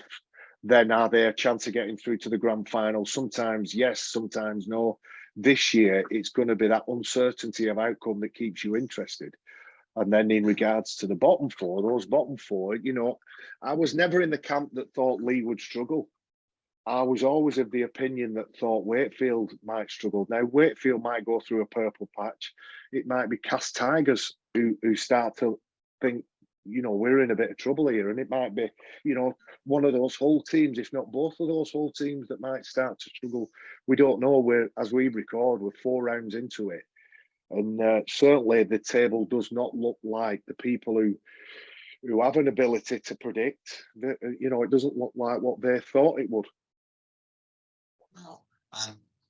A World Cup challenge, what did it mean for you to be involved with it? And does it hold such a high esteem, both sides of the world? It does. Well, both sides of the world, I can't answer that, but it does to me. And it does because it was a one-off game. It was at Ellen Road in front of 30-odd thousand people that I absolutely loved, because, I didn't get enough chances to bash the Aussies, mate. I only played for Great Britain, an handful of times, maybe 15, 16 times, and probably 12 or 13 of them were against Australia. If I could have done it week in, week out, I would have. I would have loved to have done it, but we beat them. We beat them playing the way that we play. We beat them with skill. I think that St Helens beat Penrith Panthers the way that they played, as in St Helens' own identity. But what they did is they played in a way that Penrith recognised, because it was almost an NRL style of playing the game. So they beat them at St Helens game, and I think they beat them at Penrith's game as well. Their own game, definitely, yeah. The defence, their attitude to defence and their attitude to playing in a St Helens way was remarkable. And for me, it's the biggest result of the summer era, but it's the most resounding victory in the summer era as well. Yeah, no, it was a hell of a game, wasn't it? And the skill level was right up there, and hopefully it'll change opinions over there of us, because I think, I don't want to be rude to any current, past or future player, but their opinion isn't great on us, is it? Let's not beat around the bush. Yeah. We touched on like the Lancashire Yorkshire derby, mate. Is that something you'd like to see reintroduced, but with a bit more thought, maybe? Yes, it is, but I'm going to turn this correctly. So the nature of the club competition means that there isn't a space for it. Yeah. But what I'd like to see is for them to create space by getting rid of some of they call them loop fixtures, where everybody's played everybody home and away, but to get to 28 games, there's loop fixtures to get to the right amount that they set, whether it's 27, whatever they come up with as the figure. Yeah. I think everybody should play everybody home and away. And then within the course of the season, there should be some representative rounds. There should be some rounds. People talk about nines all the time, and they say that a shortened version of any game is more a way of getting people in to watch the long version of the game. So if you think about what's happened with cricket, if you think about what's happened with other sports that have changed the way that they absorb a certain sport, it's actually dragged more people into it. And I look at the way that other sports have adopted a shorter version with a view to getting them to support the long version. So it might be that, we get rid of those loop fixtures, we introduce an international, we introduce a county championship where we have a Lancashire Yorkshire Cumbria, we have a Lancashire Yorkshire Cumbria, and then we introduce a South. We need to get obviously the numbers up. We incorporate something with our friends over in France. I still think England against France is a fixture that should take place, but I also think the rest of the home nations should get involved as well. So you stop and put everything down for an international window. Everybody plays their international matches. Clubs cannot refuse to release players, and then you then put some shortened versions. You have a tournament at somewhere like Newcastle, let's say, where over the course of a full day, there's a pot of money, there's prize money at the end of it, so it makes it worthwhile financially to the teams, and there's a festival of nines rugby for everybody to watch, and we can get that experience of the Magic Weekend. I'm sad we're saying goodbye to the Magic Weekend because I don't think it's in the plans for IMG, but that interaction with all those fans and fans sitting down watching a team that's not their team, I think it's something to be harnessed and developed. Yeah, and it's always a great atmosphere, mate, isn't it? It's irrelevant of who you sat by or who's on. It's always a good atmosphere. Yeah. So what were you like at keeping memorabilia and that, or is it something that your mum and dad done? Was you keen on that, or were you not too forced? If you go around my house, there's no rugby stuff. I've got three grown up kids now. They're all in their 20s, and two of them have actually moved out. There's no actual reference to my rugby career because I don't feel the need to display stuff like that. But it's funny, I've got close on 50 top shirts, whatever, up in my loft in a box, and if anybody tried to get one of them, I'd say no. I'd hold on to them. I do donate them here and there, and that's my choice to make. But those are things that I hold dear, not dear enough to display them. But at my mum and dad's, there's a nice display cabinet because when I was living at my mum and dad's, that's when I made my Great Britain debut. And there's some of the medals that I picked up as a Wigan player and as an Oldham player, and that's where they would display it for themselves. But I suppose if it was my son, then I think I would probably I would probably do the same. But memorabilia, I think my memories and my stories are my way of displaying that. 100%, mate. And as you're talking about your stories, and I'm chewing your ear off, how does releasing an autobiography come about, and how did you feel when you were approached? Pete Smith, who wrote for the Yorkshire Evening Post, kept asking me, and I was like, "Who's interested in my story? I'm some numpty from Oldham, and I wouldn't embarrass myself." And the more that Pete spoke to me, and the further down my career I got to sit down with a guy called Abe Kerr, who had a contact in the world of books and stuff like that. And I didn't do it out of vanity. I did it because I felt at that time in my life, nobody really knew me. Yeah. Everybody understood what Barrie McDermott, the player, was. Nobody understood what Barrie McDermott, the human being, was. The father, the son, the friend. So I thought, well, if I sell 500 copies and 500 people have a different opinion of me, then I'm not bothered. That's that. So the autobiography, if I look back now, was the best thing I ever did, because it did make people look at me in a very different light. Instead of just thinking I was a hothead or a thug or somebody who was a certain type of person, they actually then understood the layers and the depth and the different person that I was. They still might have thought I was a thug at the end of it, but at least they had a little bit more information to base it on. Yeah. No, and it is. I've read it. It's a cracking read, and to be honest, it's a reason why I do this, because you are more than players, right? You're a family man. You've got things going on, and you have had things going on that the fan won't understand, will they? A Monday to a Friday, you're always judged by your performance on a Saturday or a Sunday. Yeah, and it's sometimes rugby is what you do, not who you are, and then sometimes it's who you are, not what you do. I flip between the two. Me, I'm a family man. I'm a father. I'm a friend. It ends up, so my typical week now, the first 2 days of the week, Monday, Tuesday, is watching games. He's getting on the phone. He's doing my research. He's collecting information that I can use at the back end of the week.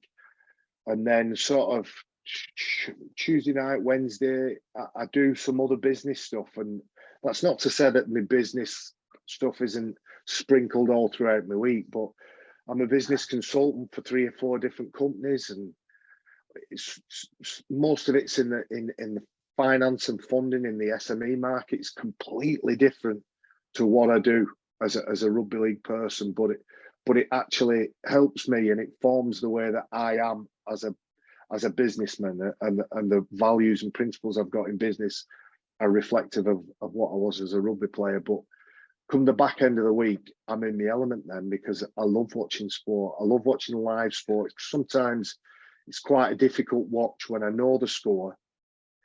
For instance, I've watched Hull FC against Salford Red Devils that was played on Sunday. I've watched it again. It was a 60 odd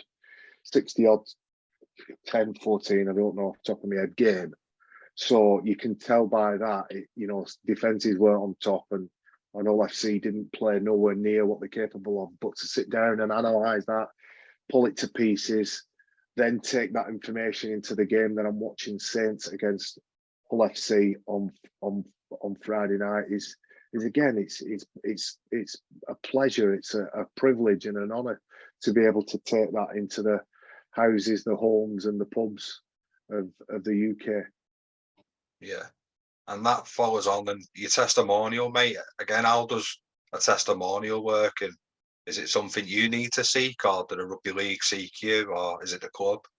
The club applies for the right to award you a testimonial, and I was really lucky, and again lucky throughout my career. I learned off some good people whilst I was in the changing rooms. I played with some very intelligent rugby league players. I played with some incredible human beings, but I also met people connected to the club that weren't at the side of me on on a Friday night. So the people that I met through my testimonial year, it was my way of saying thanks to them. We had some great events, we had some good fun. You know, I used to look at it and think, if people at the end of these events can turn around and say, I had a bloody good night, I got value for money, then I can go to bed in good conscience. And of course, what it does is it allows you to go into that next phase of your life. It propels you into the next phase of your life with a little bit of a security and comfort blanket, because, you know, in all honesty, it gave me a couple of quid in my bank. I was in the red coming up to the last year of my contract. To go out the game and I'm not in the red, I've got a couple of quid in my pocket and I can make the right decision based on what's right for me, not based on what's the most amount of money I can get so I can pay my mortgage this month. So that ability to go into the system at Leeds at a very low level, very, very low level, paid next to nothing, and learn my trade really stood me in good stead. So the ability to thank people, put a bit of financial security at the back of me, and learn some new skills, learn what it's like to put an event on, you know, to invoice people, to phone them up and ask them if they're interested. All those soft skills that are in the business world was something I took really well. And the fact that I was in a good time, a good period of the club's history, I was in a good team, I had some good teammates at the back of me that, you know, that were willing to help me with and support me with those events as well, meant that I really enjoyed it. Was there any approaches from rugby union or Australia during your spell at Leeds? Australia, yes. Australia, when I was as a Wigan player, I could have gone to South Sydney, and Newcastle as a Leeds player. But Wigan stopped me going to South Sydney in '94, at the end of '94. And then in the off season of '94, '95, sorry, should I say. And then Newcastle was smack bang in the middle of my Leeds career. And I didn't want to leave Leeds because I felt like I owed them. I'd worked my way back into favour. They'd showed a lot of loyalty to me, so I wanted to repay that loyalty in the late '90s, and I ended up staying another contract after that, which got me the 10 years. Because as well as being awarded a testimonial after 10 years, I think once you've spent 10 years in a club, I think that puts you in another bracket. It puts you in a unique bracket. You've not been in and out, won some cups, done this, done that, got 200, 300 games or whatever. You've actually spent what was for me the bulk of your career, because most lads play 15, 16 years. When you've done 10 years, it means the bulk of your career is in one place. So I didn't ever consider going to Australia. It was never an option really that I put on the table and thought, is this what I want to do with a year or two of my career? I was thrilled to bits when Adrian Morley went, and he made such a good job of it. And I think the players that followed Moz, straight after him, there was players like Gareth Ellis and James Graham and Sam Burgess, and we've got 2 or 3 lads every year going over now. And I think good luck to them, and we support them as a game. I just wish we were at a point where we didn't accept them going over. We didn't accept that it's the thing that needs to get them to the next level.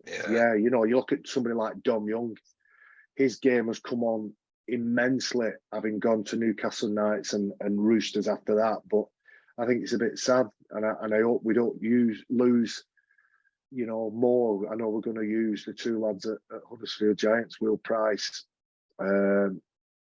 Cappies Paul is not Huddersfield Giants. Yeah. I hope that leaking of players doesn't continue to happen. I hope we get to a point where we can retain our best players and we can actually bring the NRL's best players. But I fear that that's a long way down the track for us. Yeah, I happen to agree with that, really, mate. I don't think we're quite close to that yet, are we? No. So you touched on it a bit before, mate. So do you know when the back end of your Leeds spell comes to an end, and was retirement ever a thought, or was the big reunion with Tez always going to happen? No, I did retire because I needed 2 reconstructions on either shoulder, a reconstruction on either shoulder. I needed some really really important, really crucial surgery. And I decided that I would rather end my rugby league journey as a Leeds player, because I loved Leeds and I still love them. I still have a deep affection for them now. But when Widnes were in a predicament, they'd had a couple of injuries to some forwards, they didn't have enough cover in the front row, and I played in a game as an Oldham player. So Oldham played Leeds at Leeds for my testimonial, and I'd agreed to go back and help them, not play, but help them sell the game in the return fixture. And the coach at the time, John Pendlebury, said, look, we'd be happy for you to play. Do you want to come on and do a cameo and do this? And I said, not really thought of it, John, and I'm not really in the right state. I said, but if I'm going to play, I'd rather start and see where I am after 10, 15 minutes. And if I need to come off, I'll come off and come back on at the end. And in the end, I played half an hour in my first stint, half an hour in my second stint, and absolutely loved it. I considered going back to Oldham, but the chairman at the time didn't or couldn't make it work. I didn't want to make it work. And Tez and Steve McCormack were really convincing, really made a lot of things fit for me. And me and Tez have always been close, and to play with him and combine the family, both families, with a nice weekend around rugby was too tempting for me. And I really thoroughly enjoyed it. And we're very close, me and Tez. We're very, very different, but we're very close, and our values and a lot of what we stand for are very similar. The way we go about our lives and the way we go about our business are different, but that's why I think the friendship works. That's why it's stood the test of time. If I'm going to war, I want O'Connor at the side of me. If I'm, on my deathbed, I want O'Connor at the side of me, and everything in between. And that short period I had with Widnes was really enjoyable. I regret the fact that we couldn't manage to go that last hurdle and get them back up into Super League. Hull KR beat us on the night, and Hull KR have obviously made a huge impact in Super League. From that point on, they've had a bit of fluctuation in the results and what have you, but I think you look at them nowadays and they add a great deal of value to Super League. Yeah, and they're pretty established, mate, aren't they? Yeah, and the whole derby is one of my favourite fixtures in the calendar, because the passion and the energy that those fixtures provide is brilliant. And I'm always it's not often I go to a game and I think I could lace the boots up now. I'm physically incapable of lacing the boots up. I'd probably dislocate my shoulders. You can get slip-ons now, mate. Trying to get my boots on, I'd probably dislocate my shoulders. But there are games where I turn up and think I wouldn't mind it now. I'd have a go at this. And you still get that buzz down, mate. Yeah, definitely, and I always do. I hope I always do, because that reinforces how much I love the game. The fact that I want to play it now. I know that I can, and I wouldn't want to go back to being a 25-year-old. With all the trouble that came with a 25-year-old. I'm glad to be 50 and out of it. But I love the game, and I miss it in many, many ways, but don't miss it in others. Yeah. So how did the punditry stuff come about for you, mate? And you're obviously thriving in it, aren't you? So was it a daunting prospect to start with? I always did columns. I always did newspaper, either articles or columns or regular slots. I did a lot of radio. The way I look back on it now is I never seek the limelight. I'm not somebody who jumps in a room and goes, look at me and everybody listen to me. I'm just that noticeable. I look different. I sound different. I have a sense of humour that means that I'm always noticeable at where people will look and think, who the hell is he? Whether they know who I am, what I represent in a sporting context or a business context. But I've learned as I've got older to embrace it and make the most of it and make it work for me. So it came about by a lot of hours doing a lot of things, a lot of different things, a lot of radio. I had my own slot on Radio Leeds for a while, little interview slot. and I just enjoyed it. I just enjoyed expressing myself, and as I say, I love watching the games. I love analysing the games. I love getting excited and disappointed. And I love reflecting the people that I think are sat at home watching and critiquing players and teams and results and what have you. So I love it. I love it. And I hope to do it for as long as people enjoy what I bring to the table. The minute they don't enjoy what I bring to the table, then I'll do the old Michael Jackson moonwalk and get out of there and hand it over to someone else. But I feel as fresh and as energetic and enthusiastic as I ever have done. Oh, that's brilliant, mate. And you're a pleasure to watch. There's nothing wrong with having someone with a bit of realism in a world that doesn't have a lot of it anymore. Yeah, the world's a funny place. You have to be careful what you say. And my sense of humour has had to change with the times. So I respect not everybody gets my sense of humour, but 9 times out of 10, the way that I am is it comes out on a Friday or a Thursday, and I can't hold it in all the time. You are who you are, mate, and that's what makes it you and makes it real, isn't it? If again, like you said, if people are that bothered, mate, they can mute it, can't they? Yeah. So, got a few daft questions for you, mate. So, any pre-match superstitions?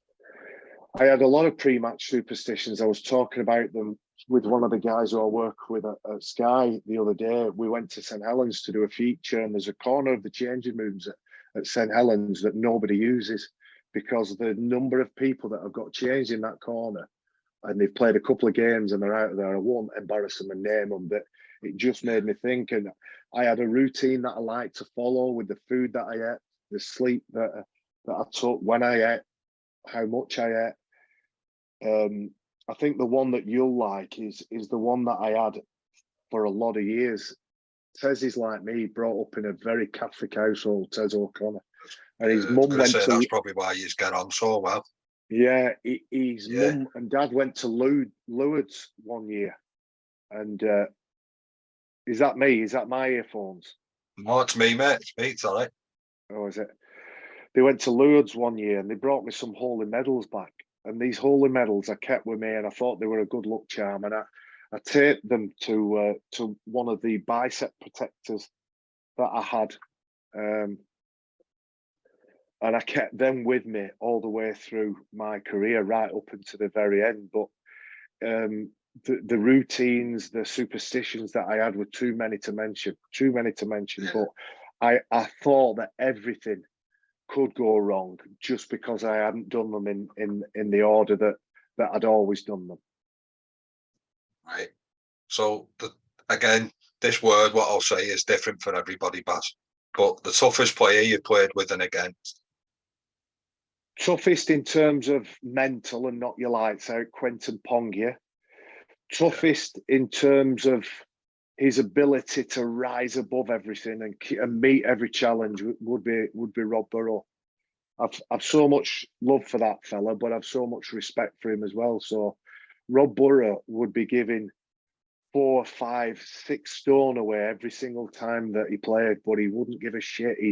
He'd jump up as high as he can, tackle people around their ankles, and try and knock them down to the floor. And I love him. I respect him, and he's now proving just how tough he is with the way that he's approaching the challenges he's going through at the minute. Yeah, such a good family unit, aren't they? It's unreal to see. So, your favourite away ground? Because most people I ask this, it's Headingley. So, a little side question is, what is it about Headingley that makes it so special? Well, I think facilities-wise, it's the best one. It's the most traditional one, and it's a rugby ground. It's always been a rugby ground, and it feels like a rugby ground. And it used to annoy the life out of me if I picked up a programme and I'd read Player A, favourite away ground, Headingley.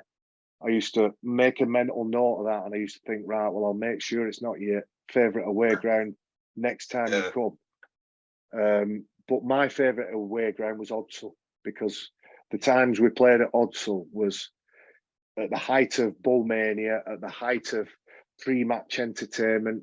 Bradford were a great team to watch, to play against, and they always had big forwards, and they always had big tough forwards who didn't mind mixing it as well. So every time I went to Odsal, I knew it would be a good game, a physical game. Sometimes we win, sometimes we lost, but I loved every opportunity to play there. So the atmosphere, the competitive edge, and the just the challenge of going there as well. So yeah, say you've gone out with the families or the crew from Sky, or when you went out with the lads as a player, mate, and the microphone ends up in your hand, what are you going to give us? Well, I am an incredible singer in my mind. I love to sing. I'm not always loving the dancing part of music, but I do, if I'm on my own, I love music. I'm a big Tom Jones fan, big Elvis fan. So all the big ballads of Delilah, I love the fact that people think it's inappropriate now. I love that because it's the best song ever. I love a bit of Neil Diamond. We all love Sweet Caroline, don't we? So that's always a crowd pleaser. And Suspicious Minds by Elvis. O'Connor's son-in-law, Brad Walker, did the best rendition of Suspicious Minds at his wedding. Anybody that knows Brad Walker will know he's not a great communicator. He's a very quiet lad, lovely lad. But to get over the fact that he was a bit shy and dreading the speech, he sang Suspicious Mind and we all joined in. So that's my top three. I have to pull him about that. He didn't say that on his rugby story, mate. So I'll remind him of that if he ever see him. Yeah. So I think I know the answer to this, but I'll ask it anyway, mate. So if you could go back and tell a younger you something that you've learned along the way that you'd do differently, what would it be? I won't tell him nothing. And do you know why I won't tell him nothing? Because he won't bloody listen anyway. Yeah, that's what I thought along the lines of that, mate. Yeah. Right. So I understand. Also, you might not want to do this, but if you're willing to, mate, a 1 to 13 that you played with.